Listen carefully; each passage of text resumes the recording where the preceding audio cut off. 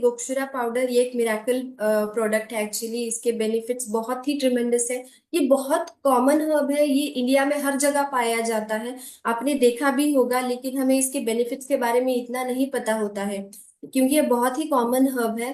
इसे अलग अलग नाम से जाना जाता है, जैसे गोक्षूर है या गोखरू, मराठी में इसे गोखरू के नाम से जाना जाता है।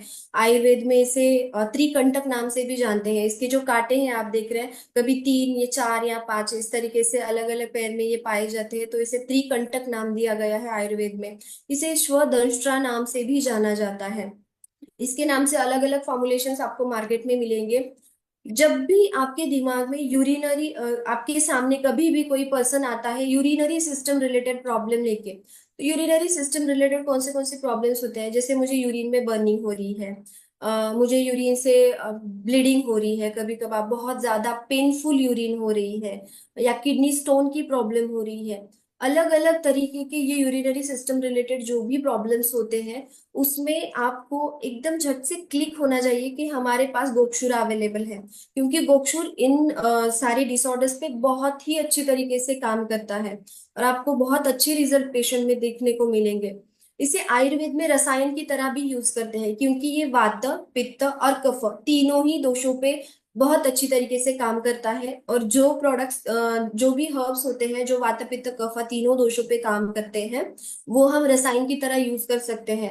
फॉर एग्जाम्पल हमारे डीएक्सएल में अभी आमलकी अवेलेबल है, जैसे कि हम रसायन की तरह यूज कर सकते हैं। गोक्षुरा है, वो भी रसायन की तरह यूज होता है। गुडुचि है, वो रसायन की तरह यूज होता है। अश्वगंधा है, वो भी रसायन की तरह यूज होता है।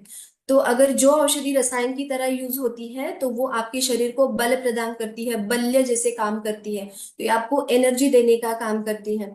यूरिनरी सिस्टम के अलावा अगर दूसरे कोई डिसऑर्डर्स हैं, तो वो है रिप्रोडक्टिव सिस्टम रिलेटेड डिसऑर्डर, जिसमें गोक्षुर बहुत अच्छी तरीके से अपने रिजल्ट दिखाता है। जैसे कि लॉस ऑफ लिबिडो हो, या फिर प्रीमैच्योर इजैकुलेशन की प्रॉब्लम हो, या इरेक्टाइल डिसफंक्शन की प्रॉब्लम हो। मेल रिप्रोडक्टिव सिस्टम पे जितना अच्छे से काम करती है, वैसे ही फीमेल रिप्रोडक्टिव सिस्टम पे भी बहुत अच्छी तरीके से गोक्षुरा काम करता है। जैसे बार बार एबॉर्शन होने की अगर हिस्ट्री है किसी पेशेंट में, तो आप उस तरीके से उन लेडीज में आप गोक्षुरा का यूज कर सकते हो।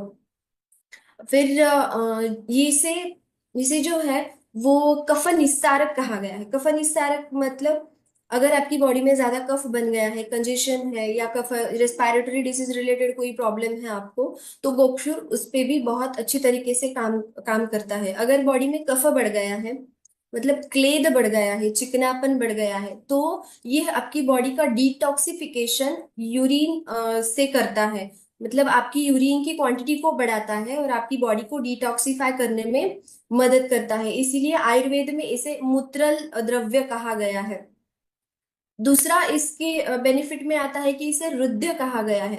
अगर वाटर रिटेंशन की वजह से आपको आपका बीपी बढ़ गया है, बीपी हमेशा बढ़ता है वाटर रिटेंशन की वजह से, तो ऐसी कंडीशन में भी अगर आप उस पेशेंट को गोक्षुरा देते हो, तो वो बहुत हेल्पफुल होता है। दूसरा अगर देखा जाए तो जो पेडल एडिमा आता है थर्ड ट्राइमेस्टर में प्रेग्नेंट लेडीज को।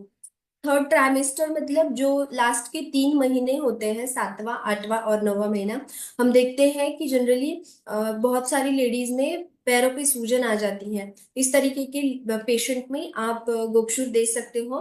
बस इतना ही ध्यान रखना है कि किसी भी प्रेग्नेंट लेडीज में जब आप कोई भी सिंगल हर्ब या कोई भी न्यूट्रिशनल सप्लीमेंट आप प्रिस्क्राइब कर रहे हो या एडवाइस कर रहे हो, तो आप एक बार आपके आयुर्वेदा डॉक्टर के साथ कंसल्ट कर लीजिए।